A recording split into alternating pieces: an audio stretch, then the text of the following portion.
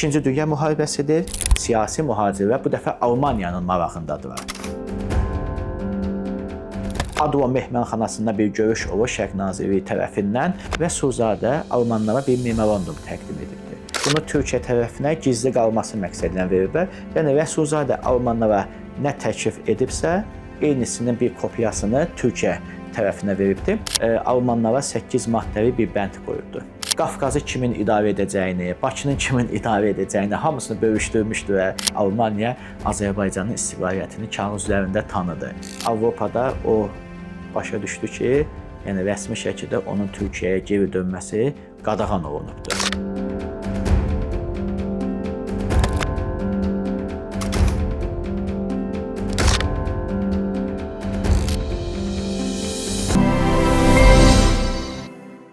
Mühacirət tarixi dediyimiz anlayışın içərisində daha çox siyasi xadimlər, yazıçılar, şairlər, yəni önəmli şəxsiyyətləri araşdırırıq. Və təbii ki, Cümhuriyyətin qurucu üzvləri arasında Məhəmməd Əmin Rəsulzadədir, sonra Parisə qalan heyət arasında Mir Yaqub Mir Mehdiyevdir, Xəvi bəy Xasməmmədovdur, Əli Mərdan bəyin özüdür, Ceyhun bəy Hacıbəyevidir ki, yəni bunlar mühacirətə qaldılar, fəaliyyət göstərdilər və Azərbaycan istiqlal mübarizəsini apardılar. Sizi videodan ayırdığımız üçün üzürlü sayın. Miraç YouTube kanalının mənəvi dəstəyə ehtiyacı var. Kanalımıza abunə deyilsinizsə, abunə olmağı, videolarımızı bəyənib paylaşmağı unutmayın. Əgər maddi dəstək olmaq istəyirsinizsə, Aşağıda gördüyünüz Patreon linkinə daxil olaraq bizə dəstək ola bilərsiniz. xoş izləmələr.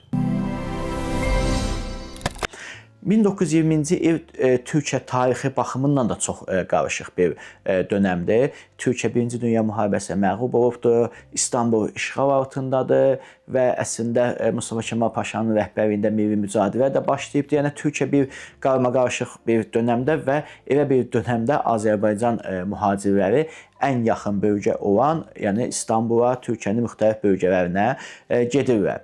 Və təbii ki, Məhəmməd Əmin Rəsulzadəyə qədər İstanbulda Azərbaycanlı mühacirlər var idi, amma çox kiçik qruplar şəklində xüsusi bir güc yarada bilməmişdilər və müəyyən bir zəiflik var idi.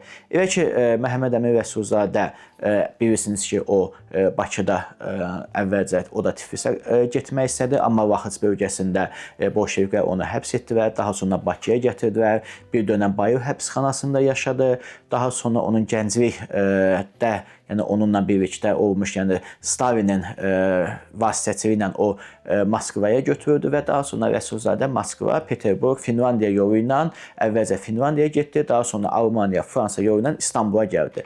Rəsulzadə İstanbula gəldi 1922-ci il dekabrın ikinci yarısından və 23-cü ildən etibarən artıq Rəsulzadə İstanbulda fəaliyyətə başladı. Bir tərəfdən Rəsulzadə keçmiş Cümhuriyyəti Milli Şuranın sədri kimi İstanbulda gücə çevirdi. Digər tərəfdən də Əli Mərdan bəy Topçubaşov Fransada bir gücə çevirdi və nəticədə əslində 1920-ci illərin sonuna doğru bu iki böyük şəxsiyyət arasında bir siyasi liderlik, yəni mühacirətin lideri kimdir mövzusunda bir qarşıdurma da yaranmağa başlandı. Çünki Əli Mərdan bəy özünü haqlı hesab edirdi ki, o vaxtilə Cümhuriyyət hökuməti tərəfindən təyin edilmiş bir nümayəndə heyətin rəhbəridir. İndi Cümhuriyyət yoxdur və ona görə də bütün təmsilçilik onun üzərindədir. Rəsulzadə isə Azərbaycan Milli Mərkəzinin sədri kimi, Cümhuriyyəti qurmuş bir şəxs kimi o da liderliyi öz əlinə almışdı və mühacirətdə bir tərəfdən liderlik uğrunda da mübarizə başladı, amma bu təbii ki, Azərbaycan istiqlal mübarizəsinə bir maneçilik törətmirdi. Türkiyədəki mühit Cümhuriyyətin qurulmasından sonra bir qədər dəyişilməyə başladı. Yəni qəribə bir təzad yaranmışdı. Bir tərəfdən Türkiyə Qurtuluş Savaşında Rusiyanın ona müəyyən dəstəyi olmuşdu və qarşılıqlı şəkildə bir dostluq müqaviləsi imzalanmışdılar. Digər tərəfdən Azərbaycandan, Gürcüstandan, Dağıstandan gedən mühacirlər İstanbulda cəmləşmişdilər və Rusiyaya qarşı mübarizə aparırdılar. Türkiyə arxivindən bəzi sənədlər tapdım ki, Rəsulzadə İstanbulda yaşadığı müddətdə Türkiyənin yəni ikinci lideri olan İsmət Paşaya məktub yazıbdı və İsmət Paşa da Rəsulzadəyə həm İstanbulda dolanışıq üçün bir müəyyən qədər maddi yardım da edibdi. Rəsulzadə isə cavab məktubunda, yəni biz sizdən maddi yardım deyil də, yəni Azərbaycanın mücadiləsi üçün dəstək istəyirik kimi ifadələr işlədibdi və əslində hökumətlə mühacirlər arasındakı əlaqəni quranlardan biri də Əhməd bəy Ağoğlu idi. Yəni 20-ci və olduqca zəngin bir şeydir. Rəsulzadə o dövrdə nələr çıxartdı? Bir tərəfdən Yeni Kafkasya jurnalı çıxdı. Bunun ardınca Azəri Türk jurnalı çıxdı. Ardınca Odlu Yurt jurnalı çıxdı. 23-cü ildə Azərbaycan Cümhuriyyəti kitabını çıxartdı Rəsulzadə və onu bütün Türkiyə rəsmilərinə hədiyyə etdi. Yəni o kitabda Cümhuriyyətin tarixi, yəni bütün süqutuna qədər hər şey yazmışdı. 1930-cu ilə gəldikdə artıq Rusiyanın təzyiqləri Türkiyəyə qarşı çoxalmışdı həddindən artıq və buna görə də Türkiyə hökuməti tədricən mühacirlərin Türkiyədən çıxarılmasına başladılar. Və bundan sonra Rəsulzadənin tarixində Avropa dönəmi ki başlayır. Bu da ta ki 17 il ərzində davam edir. Yəni 47-ci ildə yenidən Türkiyəyə gələnə qədər davam edir. Stalin Rəsulzadəni gənclik dönəmindən tanıdığına görə Rəsulzadənin həm İran coğrafiyasında, həm Cənubi Qafqazda olan nüfuzuna bələd idi və Stalinin beynində sadəcə bir fikir var idi ki, bolşevizmi İranda, İranın üzərindən daha sonra Hindistanda, yəni bütün şərqdə yaymaq üçün kimlərdən istifadə edilə bilər. Və o təbii ki, gənclik mücadilə yoldaşı Rəsulzadəni sırf bu məqsəddən qorudu. Çünki Rəsulzadənin qorunmasının iki səbəbi var idi. Birincisi, Azərbaycan işğal edilmişdi, amma bu işğala bir hüquqi don geyindirmək üçün Rəsulzadədən istifadə edilə bilərdi. Əgər Rəsulzadə xalqın önünə çıxıb bolşeviklərlə anlaşdığını, bolşeviklərin əslində işğal üçün gəlmədiklərini və s. desəydi, yəni onların tərəfində olsaydı, onun bu nüfuzuna görə xalq da müəyyən qədər bolşevizmi dəstəkləyəcəkdi.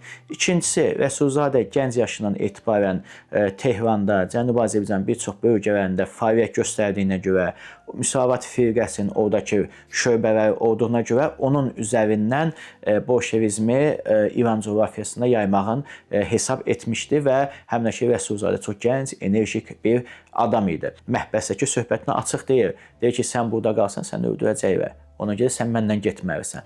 Və Stalin onu öz qatarı ilə, yəni özəl qatarı ilə Moskvaya qədər aparır və Moskvaya apardıqdan sonra təbii ki, orada onu istirahətə götürməmişdi. Yəni təklifləri var idi ki, sən bizim tərəfimizə keç.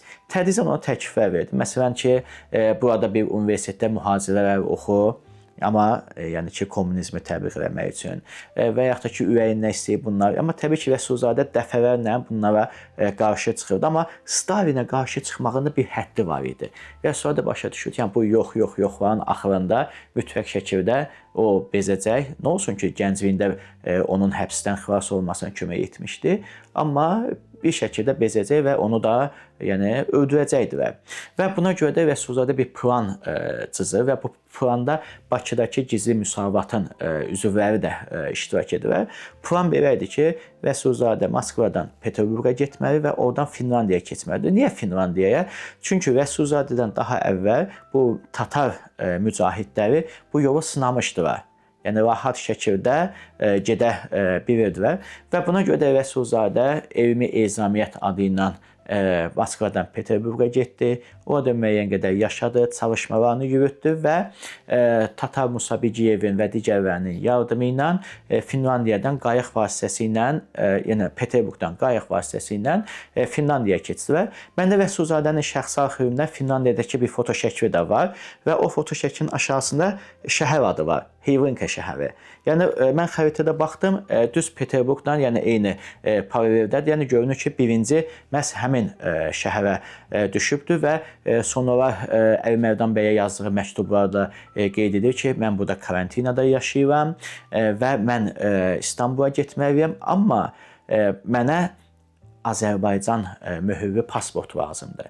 Rəsulzadə bu məktublarında çox vurğulanır ki, burada məni rus təbəəsi kimi qəbul edib o şəkildə göndərmək istəyir, amma mən Azərbaycan pasportu istəyirəm və təbii ki, o dövrdə yeganə möhür Əlimərdan bəydə idi. Yəni nümayəndəlik möhürü var idi, onun yəni bir səlahiyyəti var idi ki, pasport versin və bu şəkildə pasport hazırlanır və Rəsulzadə Almaniya, Fransa üzərinə İstanbula gəlir. Və burada haqlı sual çıxır. Yəni bütün Rusiyanı yaxşı tanıyan, Gəncəyə müəyyən qədər cinayətlərin, nə bilim, gizli təşkilatların içərisində keçən Stalinin bundan xəbəri yox idimi? Bu əslində hələ də yəni müəmmalı bir qalan məsələdir. Bəziləri iddia edir ki, yəni nəzarət etmək mümkün olmaya bilərdi, Rəsulzadə rahat şəkildə çıxıb gedə bilərdi. Amma məsələn Moskvada yaşayanda Stalinlə Rəsulzadə yəni eyni binadaydılar. Yəni Stalin iş yeri ilə orada yəni qoruyurdu yəni əslində onu, yəni gözündən uzağa qoymurdu. Amma bəziləri də iddia edir ki, Stalin göz yumubdu ki, buna Gəncədə ona etdiyi yaxşılıqların qarşısında ki, Rəsulzadə getsin. Amma məsələyə biraz daha yuxarıdan baxanda görürük ki, o dövrdə SSR Millətlər Cəmiyyətinə üzv olmaq istəyirdi, legitimlik qazanmaq istəyirdi və buna görə təkcə Azərbaycanla bağlı deyil. Yəni vaxtilə, yəni bolşevizmdən qabaqki bir çox liderlərin də Rusiyadan gəmi ilə çıxarılması var. Yəni ki, əslində SSR yəni öz legitimlik qazanmaq üçün bir sıra hadisələrə göz yuma bilibdir. 30-cu ilə qədər hələ ki SSR tam qapalı bir dövlət deyildi. Məsələn, mühacirlər dəmir pərdə sözü işlədir və yəni 30-cu ildən sonra artıq dəmir pərdə indirilir və nə Rusiyadan, yəni SSR-dən çıxmaq olur, nə də SSR-ə girmək olur. Təsəvvür edin ki, bir Azərbaycanlı SSR-dən bir də ta ki 1960-cı illərdən sonra sənətçilər vasitəsilə artıq ölkədən getməyə başladılar və nəticədə Rəsulzadə ailəsinə məktublaşırdı, məsələn, pul yardımı göndərə bilirdi bir şəkildə müəyyən vasitəçilərlə, amma 30-cu ildən sonra demək olar ki, bütün rabitə qırıldı. 30-cu ildə Rəsulzadə bir məsələ ilə bağlı Avropaya getmişdi. Gedərkən də qayıdış izni vizası almışdı. Amma qayıdış zamanı Avropada o başa düşdü ki, yəni rəsmi şəkildə onun Türkiyəyə geri dönməsi qadağan olunubdu. Bununla bağlı çoxlu məktublar yazdı Türkiyədəki dostlarına, amma heç bir çarə olmadı və Rəsulzadəni təəssüf ki, 1930-cu ildən ta ki 47-ci ilə qədər Türkiyəyə buraxmadılar. Hətta 2-ci Dünya müharibəsi illərində o Türkiyəyə qayıtmaq istədi bir neçə dəfə, amma icazə vermədilər. Amma bu çox önəmli ammadır. Rəsulzadə bir tərəfdən Rusiya-Türkiyə münasibətlərinə görə ölkədən çıxarılmışdı. Amma Türkiyə arxivlərində yeni açılmış sənədlərdən biz gördük ki, açıq şəkildə orada yazılıbdır ki, Rəsulzadənin Avropadakı fəaliyyətləri, maaşı, ölkələr arasındakı səyahətləri ilə bağlı Türkiyə tərəfi ona maddi yardım edibdir. Hətta onun miqdarı da var, neçə frank yardım edibdir və çox yüksək məbləğdə. Yəni Türkiyə Rəsulzadəni ölkədən çıxarsa da, girişinə icazə verməsə də, bütün 2-ci Dünya müharibəsinə daxil olmaqla həmin illərdə Rəsulzadə həm maddi dəstək göstəribdir, həm də Rumuniyadakı səfirlik vasitəsilə onu himayəsi altında saxlayıbdır. Hətta Türkiyə arxivlərində mən ötənlərdə çox maraqlı bir sənəd əldə etmişəm. 2-ci Dünya müharibəsidir. Bu dəfə keçmiş mühacirlər, siyasi mühacirlər bu dəfə Almaniyanın marağındadırlar.